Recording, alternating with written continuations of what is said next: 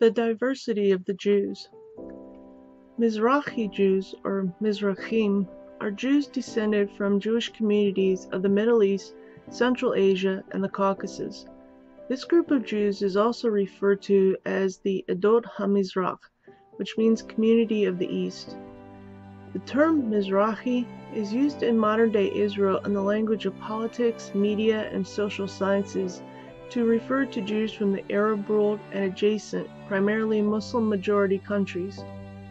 Mizrahim are Jews who never left the Middle East and North Africa since the beginning of the Jewish people about 4,000 years ago.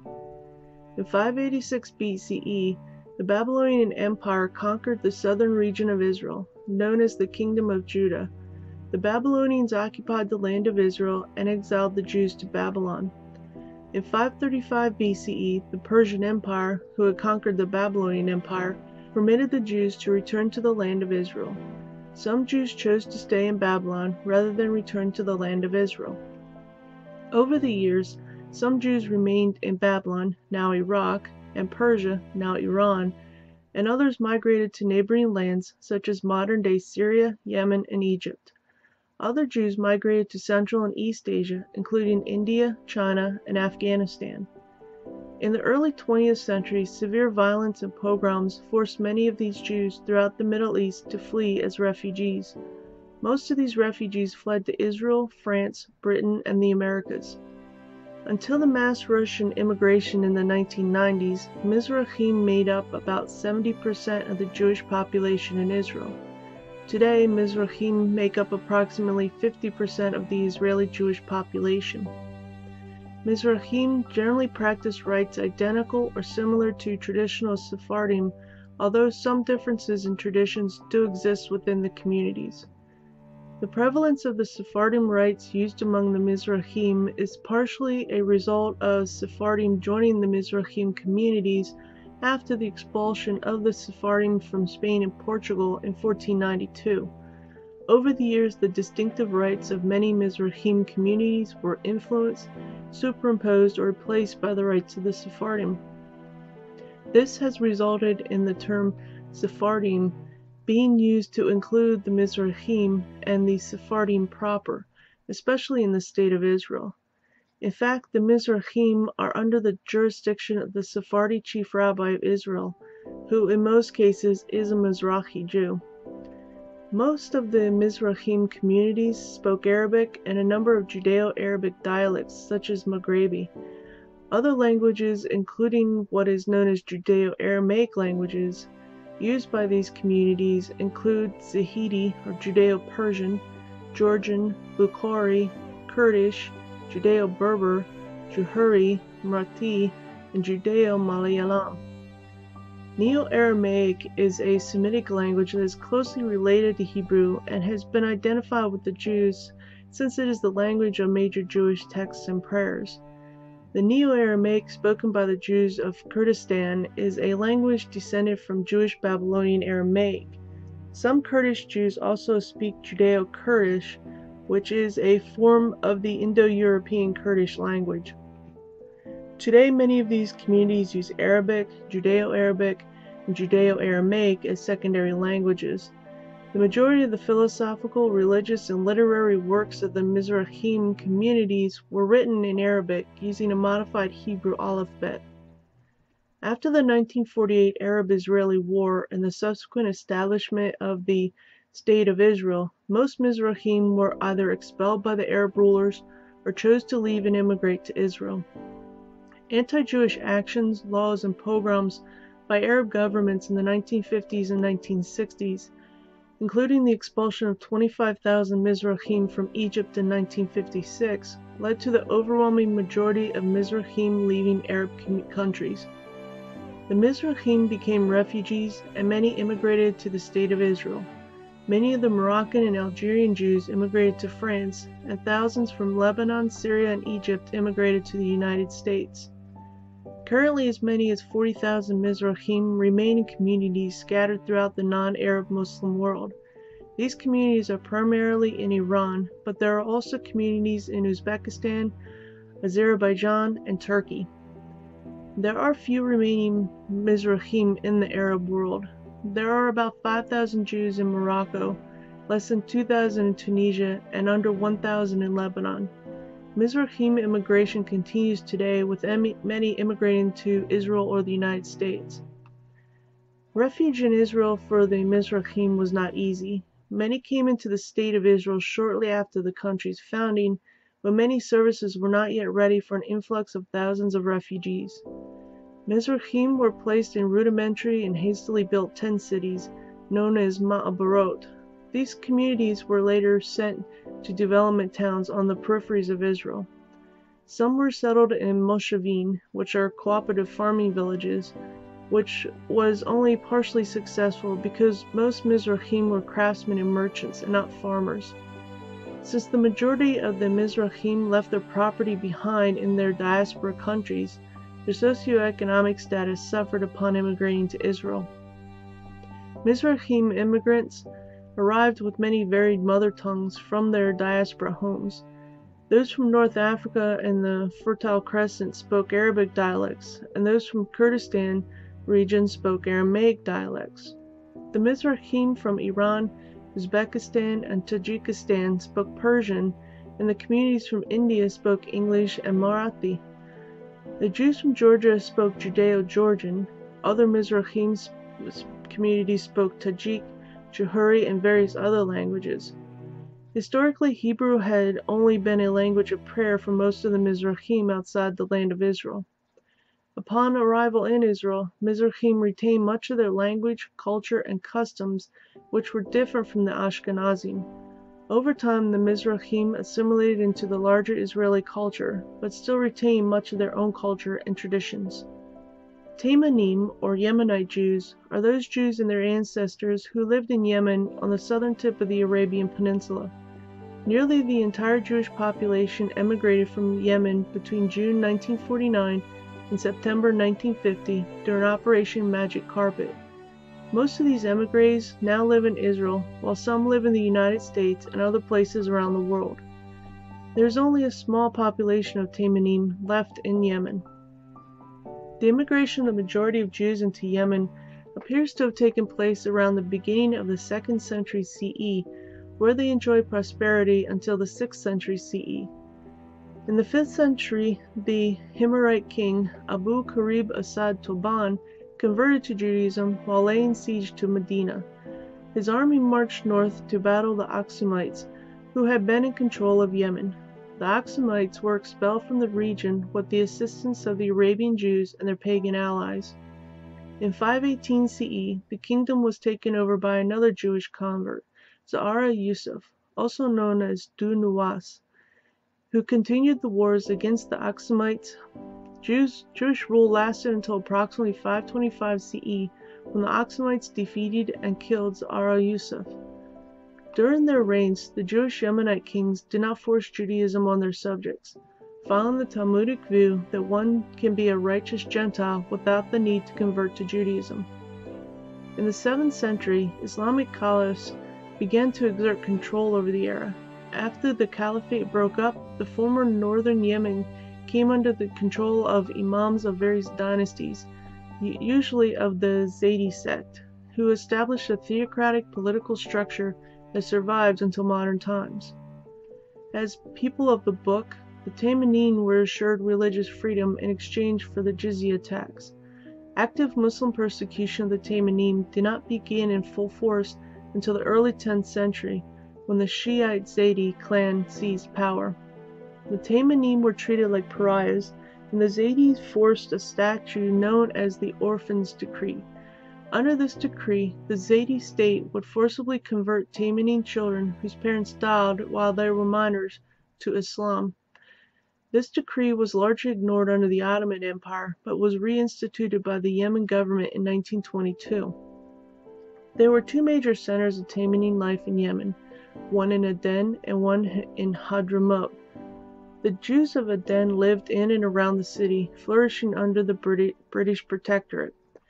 The Taymanim of Hadramaut lived a very more isolated life, and the community was unknown to the outside world until the early 20th century. The Teimanim numbered approximately 50,000 in the early 20th century, but now only number in the hundreds, residing mostly in Sa'ada and Rada'a. Immigration of the Teimanim from Yemen to the Palestine territory began in 1881 and continued almost uninterrupted until 1914. From 1881 through 1882, a few hundred Teimanim from Sana'a and nearby settlements immigrated to the Palestine territory. This was followed by other Teimanim continuing to move to the Palestine territory until 1914, with the majority of the Teimanim settling in Jerusalem and Jaffa. The wave of the Teimanim who immigrated to the Palestine territory from 1906 to 1914 settled mostly on Moshavim, agricultural settlements. Through the work of the World Zionist Organization and their representative Shmuel Yavnaeli, about 1,000 Teimanim immigrated to the Palestine territory between 1912 and 1914. In 1947, Arab Muslim rioters, assisted by the local police, carried out a pogrom in Aden, which led to the death of 82 Jews and the destruction of hundreds of Teimanim homes and businesses. In 1948, a blood libel, the unfounded accusation of ritual murder, led to looting in Aden by the Muslim population. In 1948, with the declaration of the independent state of Israel, many Teimanim immigrated to the newly formed state. Between June 1949 and September 1950, Operation Magic Carpet airlifted most of Yemen's Jews, over 50,000 in all, from Yemen to Israel. A smaller continuous immigration continued until 1962, when a Yemeni civil war put an end to any further Teimanim immigration. There are three main groups of Teimanim, based on their traditions regarding the works of Maimonides and Isaac Luria, or otherwise known as Ari. The Baladi generally followed the legal rulings of Maimonides as codified in the Mishnah Torah. Baladis may or may not accept the Zohar and Kabbalah theologically, but in general will follow their ancestral traditions.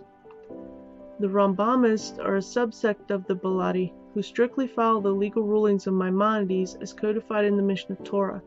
They generally reject the Zohar and any other mystical teachings of Isaac Luria. The Shami generally follow the legal rulings of both Maimonides as codified in the Mishnah Torah and Yosef Karo as codified in the Shulchan Aruch.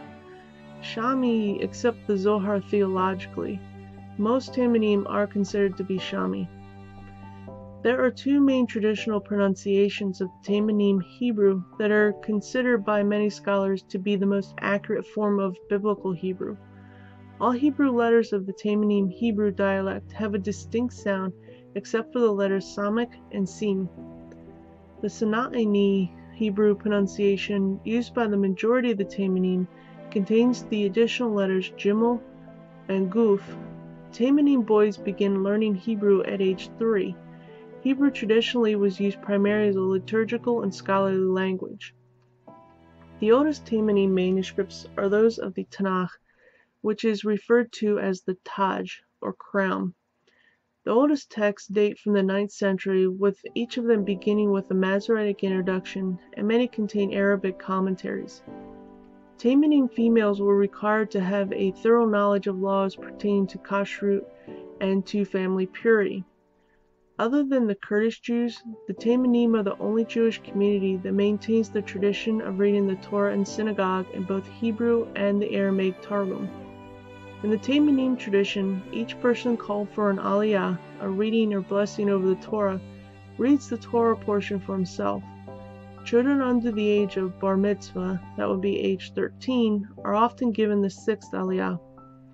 Each verse of the Torah is read in Hebrew and then followed by the Aramaic Targum, usually chanted by a child. Both the sixth aliyah and the Targum have a simplified melody, which is distinct from the general Torah melody used for the other aliyot. The Teimanim do not have chairs or benches in their synagogues. Instead, they sit on the floor in accordance with the teachings of Maimonides in his Mishnah Torah. This tradition also provides space for prostration, another ancient practice continued by some to this day during the Tachanun, or supplication portion of the daily prayers.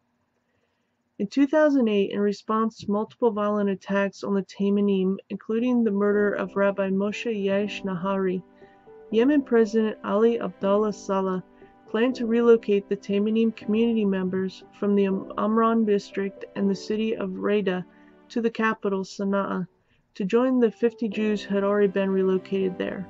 In Sana'a, the Taymanim faced less danger of attack from the Muslims. In 2009, in response to the heightened threat to the Taymanim, the United Jewish Communities, Hebrew Immigrant Aid Society, United States State Department, and local Jewish federations worked to implement the evacuation of almost half the remaining Taymanim population in Yemen. In February 2009, 10 Jews were secretly rescued and flown to Israel by the Jewish Agency for Israel. They were joined by 16 other Taymanim who were flown secretly to Israel by the Jewish Agency for Israel in June 2009. On November 1, 2009, the Wall Street Journal reported that in June 2009, an estimated 350 Taymanim were left in Yemen. By October 2009, 60 Taymanim had immigrated to the United States. Approximately 100 more wanted to move to the United States. 120 wanted to move to Israel, and 30 wanted to remain in Yemen. Maghrebim are Jews from West African Jewish communities who were connected to known Jewish communities from North Africa, the Middle East, Portugal, and Spain. Historical records attest to the Maghrebim presence at one time in the Ghana, Mali, and Songhai empires, which were called the Bilad al-Sudan. Jews from Morocco, Portugal, and Spain also formed communities off the coast of Senegal and on the islands of Cape Verde. After the rise of Islam in North and West Africa, these communities ceased to exist and have mostly disappeared due to migration and assimilation. The earliest Jewish settlements in Africa were in Egypt, Tunisia, and Morocco. These settlements may have been in existence as early as the kingdoms of David and Solomon. These communities were still in existence during the Assyrian invasion of northern Israel in 722 BCE and the Babylonian captivity of Judah in 586 BCE. These communities grew by the arrival of their fellow Jews after the destruction of the Second Temple in 70 CE. According to historical records, including Tariq al-Sudan, the first recorded Jewish presence in West Africa may have emerged with the arrival of the first Zua ruler, Zua Aliman, or Kukiya, near the Niger River. Local legends report that Zua Aliman was a member of one of the Jewish communities who either voluntarily moved or was transported from Yemen by the Ethiopians in the 6th century CE after the defeat of Du-Nuwas. In the 8th century, the Radhanim, a group of multilingual Jewish traders, settled in Timbuktu and its environs. In the 10th century, the Jews of Baghdad experienced a hostile social and political environment. As a result, many Jewish traders left for northwest Africa, and Tunisia in particular. The text of Tariq al-Fatash describes a community called the Bnei Israel that existed in Tirderma, Mali, in 1402. In the 15th century, many Jews migrated south to the Timbuktu area in an attempt to escape the persecution in Spain. Among these immigrants were the family Kahat, or Kati, who founded the villages of Kirshamba, Hanboo, and Kangurara near Timbuktu that still exists today. In 1492, Askia Muhammad I came to power and decreed the Jews must either convert to Islam or leave the area of Mali. Rabbi Mordecai Abi Saror and several other Jews emigrated from Morocco to Timbuktu in 1860. Rabbi Saror negotiated with the local Muslim authorities to obtain dhimmi, or protected people, status. The newly arrived Jews meant there were at least 10 adult male Jews to form a minyan. As a result, the community established a synagogue and cemetery. In the mid-1990s, thousands of hidden Jews began a Malian Jewish revival in Timbuktu, with many reclaiming their Jewish heritage. By the early 20th century, no Jews remained in Mali. Jewish settlement in Algeria can be traced back to the first centuries of the Common Era. In the 14th century, with the deteriorating conditions in Spain, many Spanish Jews moved to Algeria. In 1830, the French occupied Algeria, and the Jews adopted French culture and were granted French citizenship. Pre-World War II, there were approximately 120,000 Algerian Jews. In 1934, Muslims rampaged in Constantine, incited by events in Nazi Germany, killing 25 Jews and injuring many others. Algerian Jews were persecuted beginning in 1940 under Vichy rule, and by 1955 there were 140,000 Jews in Algeria. Under Algerian independence in 1962, the Algerian government harassed the Jewish community and deprived them of their economic rights. Due to the oppressive government, almost 130,000 Jews emigrated from Algeria to France. Since 1948, 25,681 Algerian Jews have immigrated to Israel. Most of the remaining Algerian Jews live in Algiers, and there are no remaining rabbis or synagogues. According to tradition, the first Jewish settlers in the area of Tunisia came to the area before the destruction of the First Temple in the 6th century BCE. The presence of Jews has been attested to in the historical record via ruins of an ancient synagogue dating to the 3rd to 5th century CE.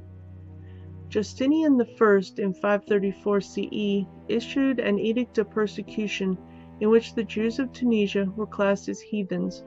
In the 7th century, the Jewish population grew with the influx of Spanish immigrants fleeing persecution. Tunisia was the only Arab country to come under direct Nazi occupation during World War II, where Jews were persecuted under Nazi rule. In 1956, Tunisia gained independence, and a series of governmental anti-Jewish decrees were established. In 1958, Tunisia's Jewish Community Council was abolished, and Jewish quarters, cemeteries, and synagogues were destroyed. As a result, more than 40,000 Tunisian Jews immigrated to Israel, and by 1967, the country's Jewish population shrank to 20,000. During the Six-Day War, the Arab mobs attacked Jews and their property, which prompted 7,000 Jews to immigrate to France. Currently, the Tunisian government provides heavy protection for the Tunisian Jewish communities. Today, there are approximately 1,300 Jews in Tunisia. As early as Roman times, Moroccan Jews began to travel inland to trade with groups of Berbers, nomads who dwelt in the Atlas Mountains. The Moroccan Jews lived side by side with the Berbers and forged economic and cultural ties. Some Berbers began practicing Judaism. When the Muslims swept across North Africa, Jews and Berbers defied them together. There seems to be little doubt that Jewish blood had largely mixed with that of the Berbers living in the Moroccan and Algerian Sahara. Some Berber claims may have been Jews at one time. After the destruction of the Second Temple and Jerusalem in 70 CE, many Jews settled in Morocco. In the 7th century, these communities were joined by Jews from the Iberian Peninsula who were fleeing persecution. At the end of this century, Morocco came under the dominion of the Arabs, and the Jews became defined as dhimmi. The dhimmi status was ended under the reign of the Almohads, who came to power in 1146. Jews were forced to either convert to Islam or leave the country.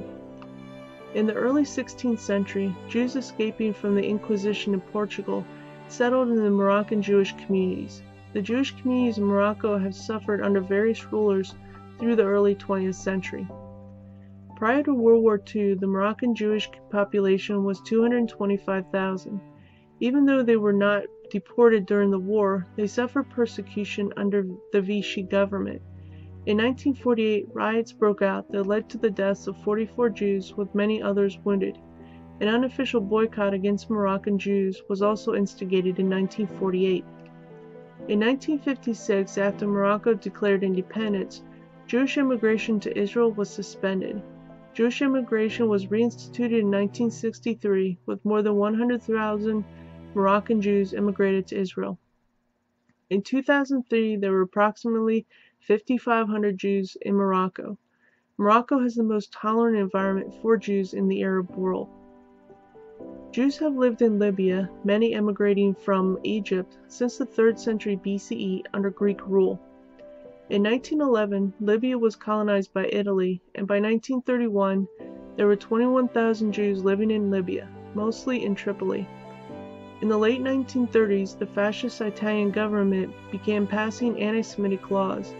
In 1942, German troops occupied the Jewish quarter of Benghazi, plundering shops and deporting 2,000 Jews to labor camps.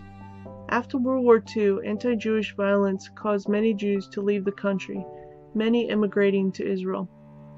In 1945, a pogrom took place in Tripoli, which led to the killing of 140 Jews, hundreds more wounded, and nearly every synagogue looted. In 1948, rioters killed 12 Jews and destroyed 280 Jewish homes. In 1951, Libya was granted independence and membership in the Arab League, which led thousands of Jews to flee the country.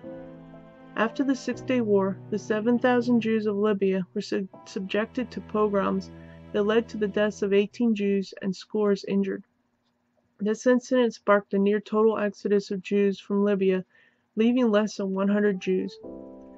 When Colonel Gaddafi came to power in 1969, all Jewish property was confiscated and all debts owed to Jews canceled.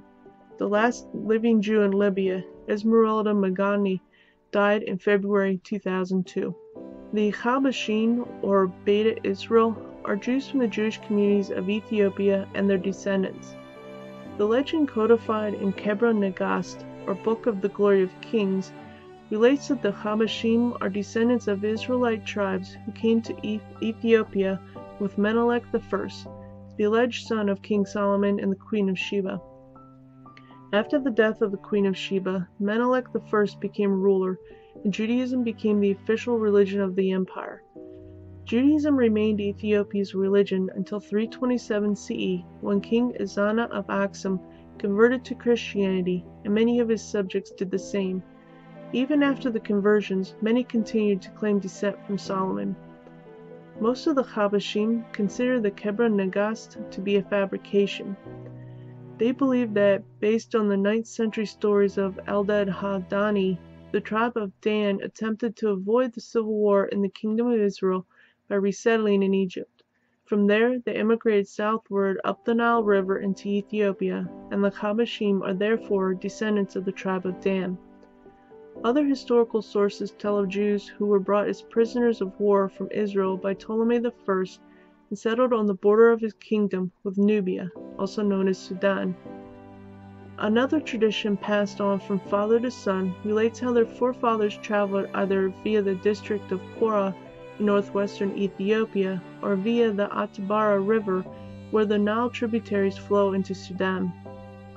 Most of the history of the Habashim is passed down orally from one generation to the next, which means that we may never really know the truth of their origins. There are 4 theories that exist which attempt to explain the beginning of the Habashim community. Beta Israel may be the lost Israelite tribe of Dan. They may be descendants of Menelik I, son of King Solomon and Queen Sheba. They may be descendants of Ethiopian Christians and pagans who converted to Judaism centuries ago. They may be descendants of Jews who fled Israel for Egypt after the destruction of the first temple in 586 BCE and eventually settled in Ethiopia. In 1329, Emperor Amda Seyon campaigned in the northwest provinces of Ethiopia, where many people had been converting to Judaism, and the Habashim were gaining prominence. For the next 3 centuries, these regions were areas of frequent Habashim rebellion. The Portuguese were the first Europeans to reach Ethiopia. They advised the Ethiopian rulers that Judaism represented a threat to the Ethiopian Empire. In 1624, Emperor Susenaeus confiscated the Habashim's land, sold many into slavery, forcibly baptized others, burned Jewish writings and religious books, and forbid the practice of Judaism, thus ending the autonomy of the Habashim in Ethiopia. Even though the Habashim became isolated from other Jewish communities, they secretly maintained many religious traditions and continued to survive to modern times. By the late 18th and early 19th centuries, there was a period of recurring civil strife, and the Habashim lost their economic advantage. The decentralization of government and the rise of dominance of regional capitals led to a decline and exploitation of the Habashim. During this time, Judaism was effectively lost for 40 years before being restored with the help of Abba Wadaye. the preeminent monk of Quora in the 1840s. The Glorious Victories of Amda Seyon is one of the earliest dated references to the Habashim in Ethiopian literature. This text refers to a revolt in the province of Begemder by the renegades who are like Jews in the year 1332. James Bruce, who published Travels to Discover the Source of the Nile in 1790, wrote about the isolation of the Habashim. In 1860, Henry Stern, a Jew who converted to Christianity, traveled to Ethiopia in an attempt to convert the Habashim to Christianity. Many Habashim whose ancestors converted to Christianity have been returned to Judaism and are known as the Falash Murrah. They have been admitted as immigrants into Israel, but they are not considered Jews by the Israeli government or by the chief rabbis. The Habashim once spoke Quora and Kala, both languages being closely related to the Cushitic languages. Now they tend to speak on Amharic and Tigrinya, which are both Semitic languages. Their liturgical language is Ge'ez, which is also a Semitic language. Since the 1950s, the Habashim have taught Hebrew in their schools, and those who live in Israel use Hebrew as a daily language. The Habashim, as other Jews, consider the Holy Scripture to be the Torah, which is known as the Orit. All the holy writings were handwritten in the language known as Ge'ez and assembled in a codex. The Te'ezaza Sanbat, or Precepts of the Sabbath, Sefer Kahen, and Sefer Sa'atat, or Book of the Hours, were also important books used by the leadership of the Habashim. The Habashim were also forbidden to eat the food of the non-Jews.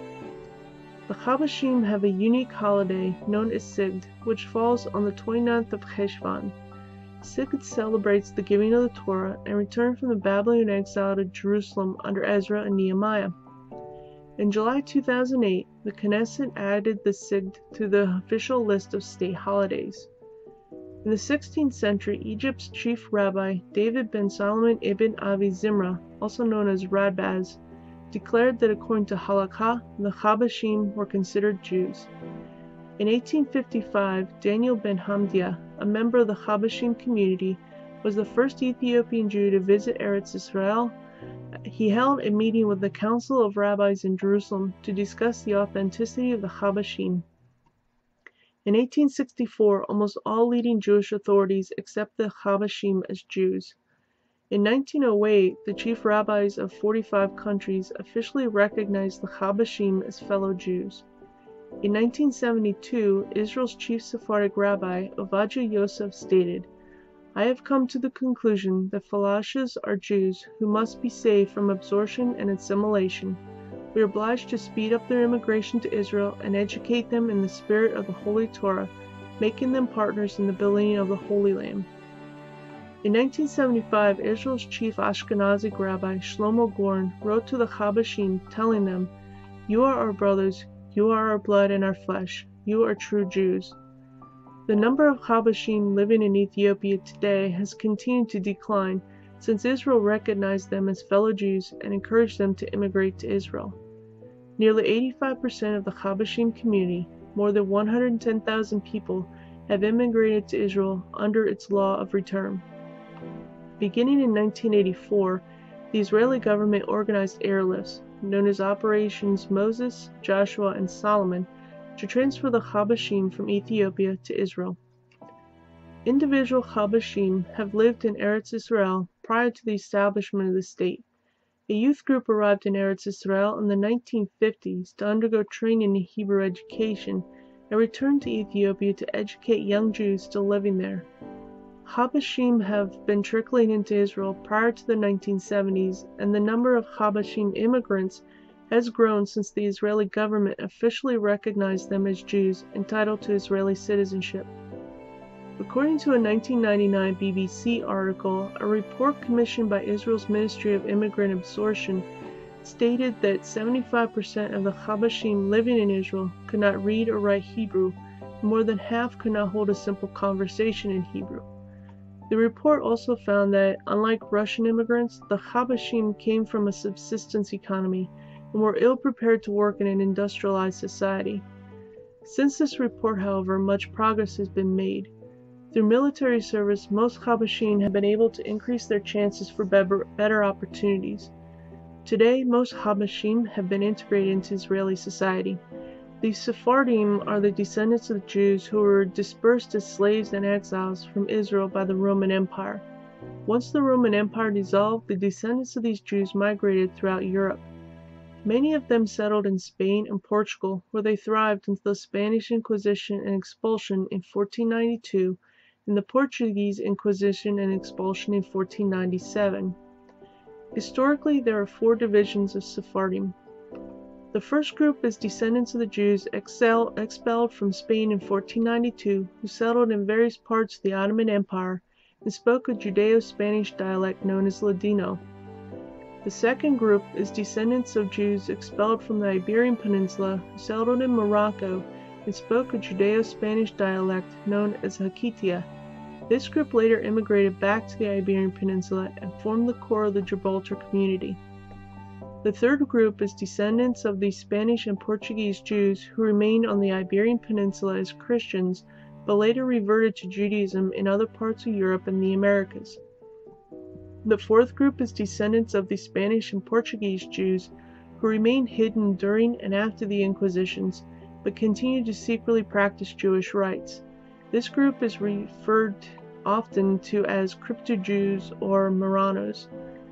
The traditional language of the Sephardim is Judeo-Spanish, which is derived mainly from Old Castilian and Old Portuguese, with some borrowings from Turkish, Greek, Arabic, Hebrew, and French. The Eastern Judeo-Spanish dialect is called Ladino. The Western or North African Judeo-Spanish dialect is called Hakitia.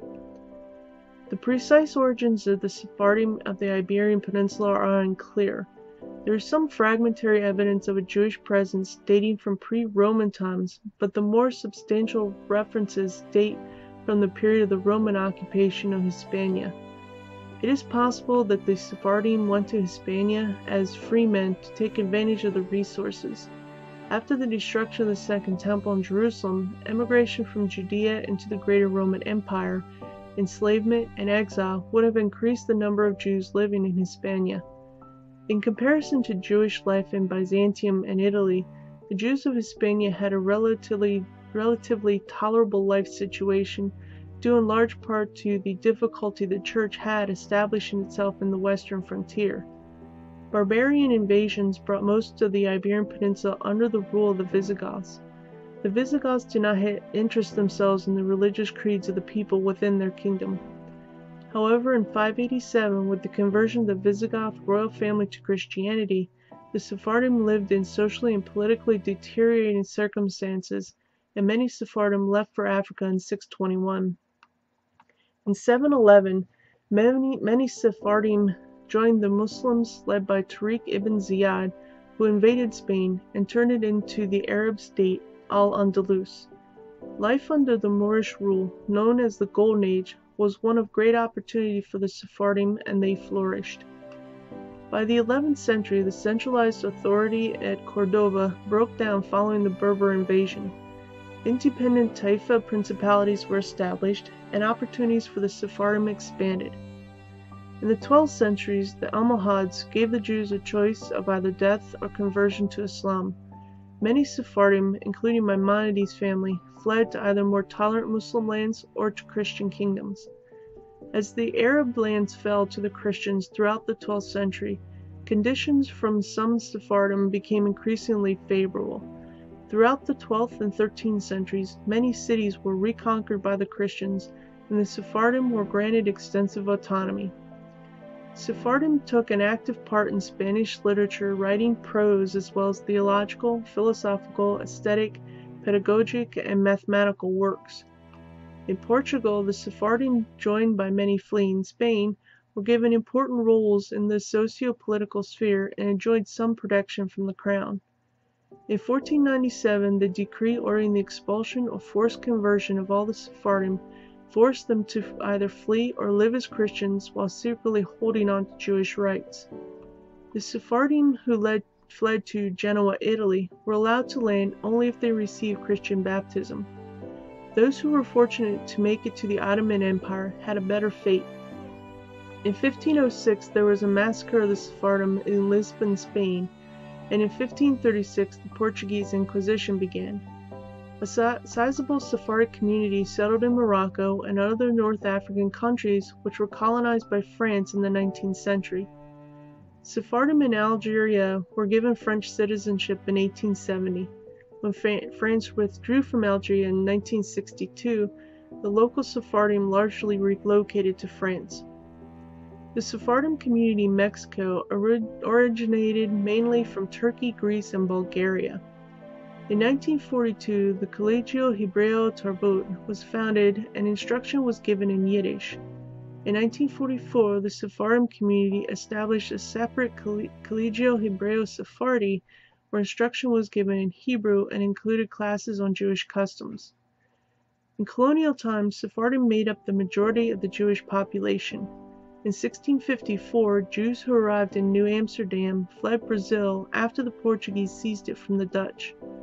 For most of the 18th century, American synagogues conducted and recorded their business in Portuguese, even though their daily language was English. It was not until widespread German immigration to the United States in the 19th century that the dominant American Jewish landscape changed to primarily Ashkenazim. As a result of the Jewish exodus from Arab lands, many of the Sephardim from the Middle East and North Africa relocated to Israel and France, where they form a significant portion of the Jewish communities today. Other significant communities also exist in New York City, Argentina, Montreal, Canada, and Gibraltar. The Ashkenazim Jews are Jews and their descendants who lived in communities along the Rhine River in western Germany and northern France. The term Ashkenazi is a medieval term that specifically refers to these Jewish communities. These communities later spread into Lithuania and Poland and then into the wider world. Ashkenazim are identified primarily with German Jewish customs. Many Ashkenazim migrated, mostly eastward, forming communities in areas including Hungary, Lithuania, Poland, Russia, and Eastern Europe between the 10th and 19th centuries. Their lingua franca was Yiddish, a German Jewish language that developed in medieval times. Some also spoke Judeo-French or Judeo-Czech languages. The Ashkenazim developed a distinctive culture and liturgy that was influenced by varying degrees by their interactions with peoples in Central and Eastern Europe. In the 11th century, Ashkenazim comprised only 3% of the world's Jewish population, but by 1931, they accounted for 92% and today make up about 80% of the worldwide Jewish population. The majority of Jews who migrated from Europe to other continents in the past 2 centuries have been Ashkenazim. This is especially true in America, where most of the 5 million Jews are Ashkenazim.